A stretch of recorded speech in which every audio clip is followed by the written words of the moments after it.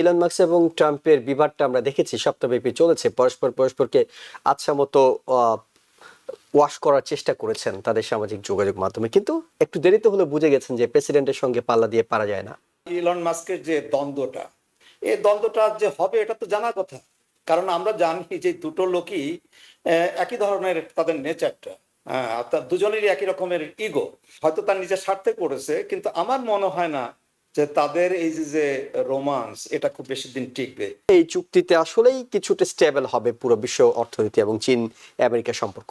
এই ইকোনমির জন্য, এই ব্যাটারি টেকনোলজির জন্য, আপনার F-35 এর জন্য they need the rare earth material, এবং China is the biggest producer of that. Almost 70 to 80% of that thing come from China. তারা ট্যারিফের কথা বলুক, তারা ট্যাক্সের কথা বলুক, কত পার্সেন্টেজ ট্যারিফ ইম্পোজ করবে, কি করে ব্যালেন্স করবে, তারা ডিভ্যালুয়েট করতেছে তাদের ওয়ানকে, সেটাকে কি করে ব্যালেন্স করবে।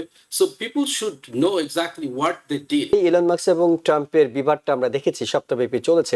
পরস্পরকে আচ্ছা মতো ওয়াশ করার চেষ্টা করেছেন তাদের সামাজিক যোগাযোগ মাধ্যমে, কিন্তু ইলন মাস্ক তিনি ব্যাক করলেন, তিনি অনুতপ্ত, তিনি সেটি বলছেন।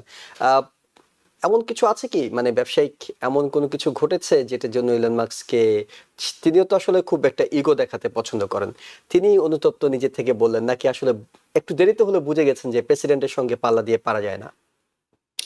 সেটাই হয়তো হবে, প্রেসিডেন্টের সাথে পাল্লা দেওয়া পাওয়া যায় না, কারণ প্রেসিডেন্ট তো হুমকি দিয়েছে যে গভর্নমেন্ট যে কন্ট্রাক্ট আছে তার আপনার প্রায় $40 বিলিয়ন কন্ট্রাক্ট সম্ভবত, তার স্টারলিংকের যে কন্ট্রাক্টগুলো, সেগুলোর কথা তো ট্রাম্প বলেছে সে ক্যান্সেল করে দেবে। আর ট্রাম্প ইলন মাস্কের যে দ্বন্দ্বটা, এই দ্বন্দ্বটা যে হবে এটা তো জানা কথা, কারণ আমরা জানি যে দুটো লোকই একই ধরনের তাদের নেচারটা, দুজনেরই একই রকমের ইগো।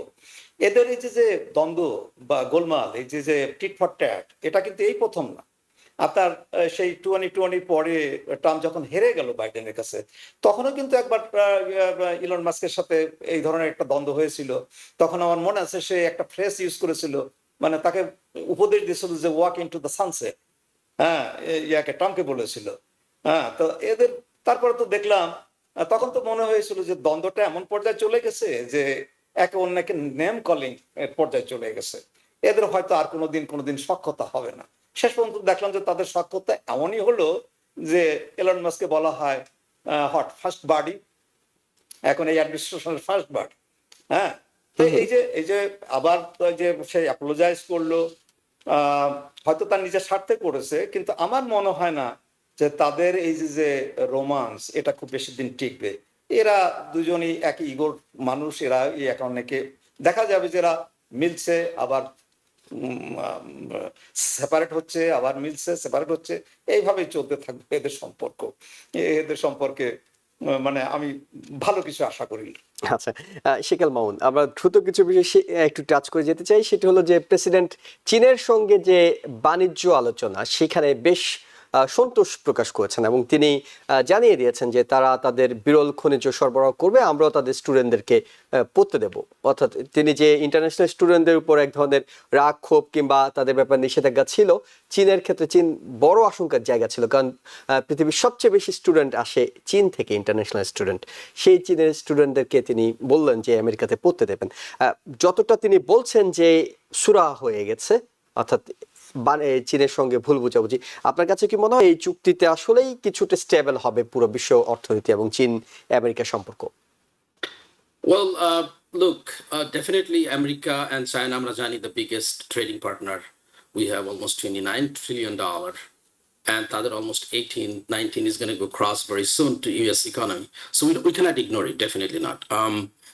কিন্তু শাক দিয়ে মাছ ধরার মতন হচ্ছে যে, you know what, I need the rare earth materials. We know that. That's their key. They're holding that thing.